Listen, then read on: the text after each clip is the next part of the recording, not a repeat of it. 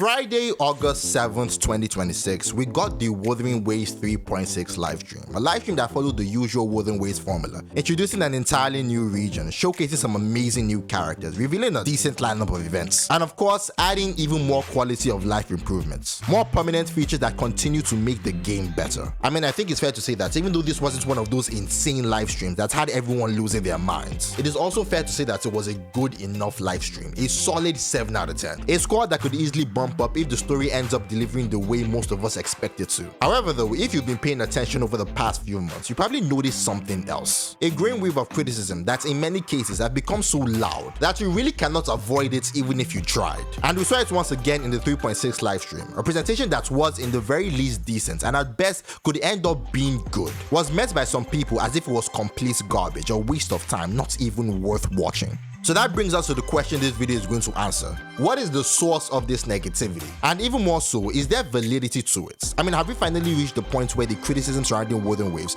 deserves this much attention? Or is there another way to look into this entire conversation? That's exactly what we're going to talk about in this video. So if you're into this kind of content, make sure to leave a like and let me know your thoughts on version 3.6 and the conversation surrounding it. Are you excited for the next updates? And where do you think the community discussion should be heading from here? Tell me that and more in the comments below, and of course don't forget to subscribe if you're interested on any of my future videos. Before we get into it, let's settle on one thing. We can all agree that the gacha systems in these games can indeed be pretty predatory. I mean, that's exactly why top-up sites exist in the first place. Like Enjoy GM, the sponsor of today's video. See, Enjoy GM offers some of the best prices on in-game currency, especially when we are talking about Wuthering Waves. I mean, Soisui just came out, and with discounts of up to 20% off, every Soisui wanter has a much better chance of becoming a Soisui haver. Oh, what's that? You want even better odds of getting Soisui? Well, Enjoy GM has you covered with his membership deals, where you can get up to 6480 plus 1600 Lunites for just over $73. And getting all of this could not be easier. All you need is your UID and your server and you are good to go. Enjoy GM also provides 24/7 customer support and supports a wide range of global payment methods, making the whole process fast and convenient. And on top of all of that, Enjoy GM is PCI DSS certified, essentially meaning you never have to worry about the security of your transactions. It also maintains consistently high ratings on Trustpilot, a platform that is trusted by millions of users worldwide. So if you really do want to become a Soisui haver, or if you just want a more convenient and affordable way to top up your account, click the link in the description or the pinned comments below. Thank you Enjoy GM for sponsoring this video, and now let's get into it. Criticism and gacha are two words that at this point could honestly be interchangeable. I mean, if you're a gacha game releasing in today's market, you are bound to be criticized. You are doing something wrong. Whether you are actually doing something wrong or not doesn't really matter. And if there's one company that has probably received more criticism than anyone else in the history of gacha, it is Hoyoverse. If there is one game, it is Genshin Impact. So before we talk about whether Wuthering Waves deserves the criticism it is getting lately, here is a question.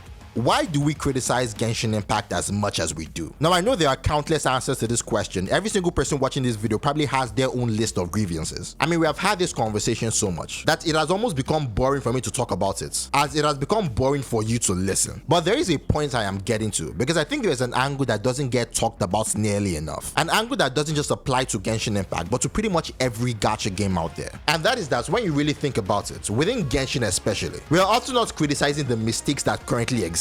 No, rather we're criticizing the fact that we don't believe these mistakes are ever going to be fixed. We're criticizing the absence of confidence in the future, and think about that for a second. I mean, take some things Genshin players have wanted for years: a skip button, artifacts loadouts, better endgame systems, whatever you want to think about. And think back to when you had only been playing the game for 2 or 3 months. I mean, did you consider the lack of those features something worth heavily criticizing the game over? I'd personally argue probably not. And the reason is simple. You were only a few months into the game's life. Your imagination of what Genshin could become was enormous. The possibilities seemed endless. You naturally assumed those features would come eventually, and that is a perfectly reasonable assumption to make. It was early. Complaining aggressively back then wouldn't have made much sense. But then 5 months passed, a year passed, 2 years, and eventually your mindset started to change. Reality began to set in. You started realizing that features which should have been added months or even years ago haven't just been delayed, they haven't even been acknowledged. And that's when every player reaches the moment that perfectly explains why Genshin Impact receives so much criticism. I mean, it happens at different times for different people, but eventually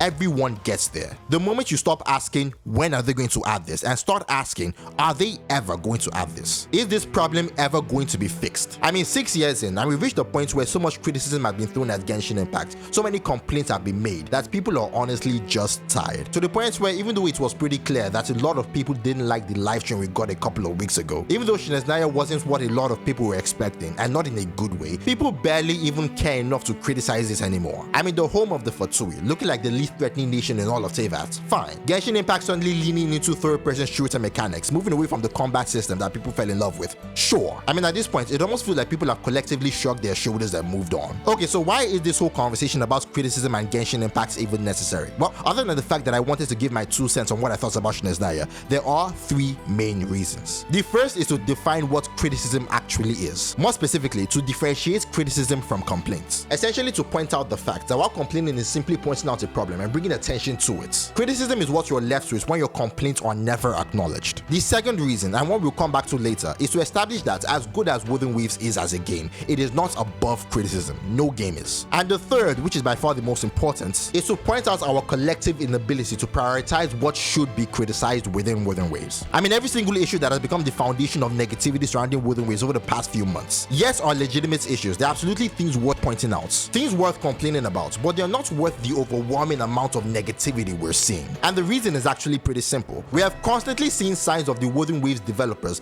acknowledge these issues when they're brought up. I mean, take character integration for example. Such a major problem during version 3.0 that it genuinely hurt the overall experience. I mean, the complaints were everywhere. But what you'd also notice is how they evolved beyond normal feedback and became full-blown doom posting. I mean, people started pushing the idea that Wuthering Waves story was fundamentally broken because of it. But then what happened? Version 3 continued. And right now, when you look at the entire version 3 experience so far, you'd realize it ended up delivering one of the best attempts of character integration we have ever seen in the game. Then came the storage issue. Again, a serious problem absolutely worth complaining about. But once again, instead of simply complaining about the issue and giving the developers room to address it, the conversation quickly shifted towards they're never going to fix this, except they did. I mean, as early as 3.1, the developers had already acknowledged the problem. They continued to improve it over the following patches. And by around version 3.4 and 3.5, it had largely been resolved. And now, almost like clockwork, we're watching the exact same cycle happen all over again. This time, it is optimization. An issue that Wuthering Waves has had on a number of devices since version 3.5, really since version 3.0. And once again, a completely valid complaint. I mean, your enjoyment of the game depends on how well you can actually play it. And how well you can play it depends heavily on how well the game is optimized on your hardware. So no reasonable person can argue that players shouldn't complain about optimization. They absolutely should. But once again, we're seeing a legitimate complaint transform to one of the biggest sources of negativity surrounding the game. I mean, even after the developers talked about the optimization work they had already done in the version 3.6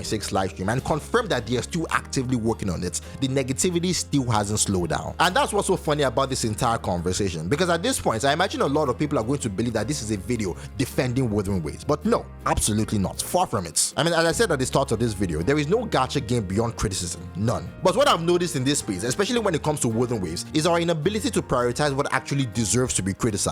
What should be the main topics of conversation? Because there are plenty of things worth criticizing about this game. Oh God, don't get me started. I mean, there's the entire situation surrounding the ecosystem that Ryuko Sensei has been talking about for months now. The shitty RNG. The fact that although modifiers are okay, they're still not enough to solve the problems. I know we don't talk about transducers on this channel. Those things are effectively useless for free-to-plays. There's also the insane HP inflation that we've been seeing across pretty much every endgame mode over the past 2 or 3 versions. How some of us can build our characters to the absolute limits, get them to the point where they're capable of doing hundreds of thousands of damage, and somehow still not have enough to clear the content comfortably. We can even talk about something I don't see nearly enough people talking about: how much better this game could be with more diverse and replayable endgame modes. I mean, not only would that give us something interesting to do during some of the game's slower periods, but it would also create a situation where the endgame isn't constantly just beat enemy before the timer runs out. I mean, there would be absolutely no reason for me to make this video if these were the center of discussion. If these were the things I was seeing video after video, post after post talk talking about. Because these are the things that we have been complaining about, and most importantly,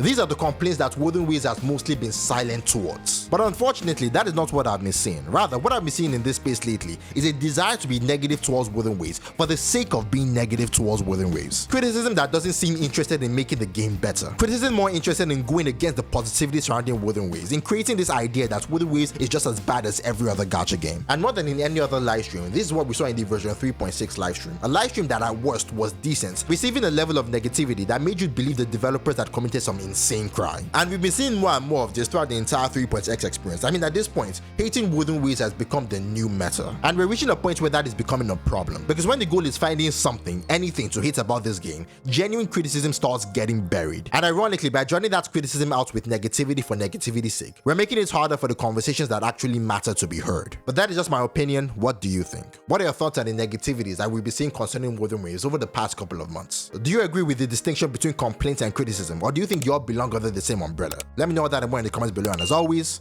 I'll catch you in the next one.